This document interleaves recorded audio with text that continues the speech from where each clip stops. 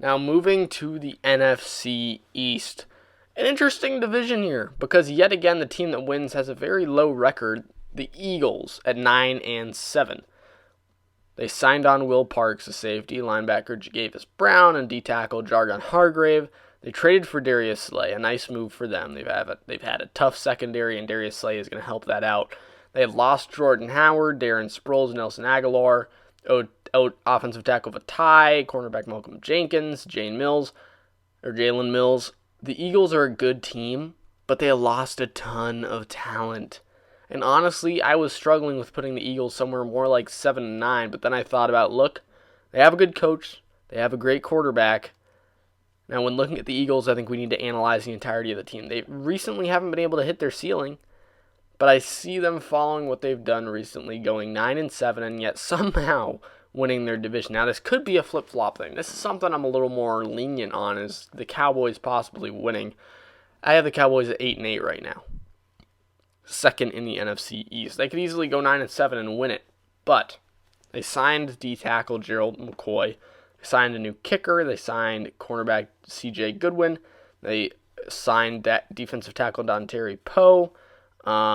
They signed safety Darian Thompson. They re-signed wide receiver Amari Cooper and put a franchise tag on Dak Prescott. So they got all their talent back. And the biggest thing for the Cowboys right now, which is why I'm so hesitant to put them higher than 8-8, because it's really a make or break type of thing. I don't really know how it's going to roll out with Mike McCarthy. I really don't. I mean, it's kind of unpredictable right now.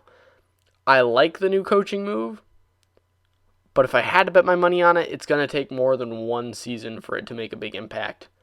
Expect more of the same of last year here, and expect maybe in the future, maybe after this first year, Mike McCarthy can make some big changes in Dallas and turn that team into a playoff running team yet again. Then we move on to third in the NFC East with the New York Giants at 7-9. Now, they didn't make any big signings, but they practically rebuilt their coaching staff with a new head coach in Joe Judge and a new offensive coordinator in Jason Garrett and several other in-house signings. But similar to the Cowboys, the new coaching staff will need a year to settle in. But expect both of these teams to make strides coming soon.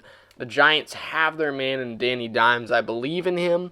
And they have their new coaches. I believe that this team is going to pan out eventually. They have talent all over the place. They just need to put it together with the coaching staff. Then you move on to the final team in the NFC East with the Washington Redskins at 4-12. A very sad 4-12. They named Jack Del Rio their new defensive coordinator, and they signed on Ron Rivera as their new head coach. Now, similar again to the rest of the division, seems to be the big thing in the NFC South this upcoming season, or the NFC East this upcoming season, is that these coaches are not going to be able to turn around the team in a single offseason. It's going to take a year. It's going to take a year or two. But I do believe that these teams, the Giants, Redskins, Cowboys, it's going to be an interesting division. They're all getting better. Now, for the Giants and the Redskins, mainly through coaching staff, but they're getting better, and they're young teams that I believe can make big strides soon.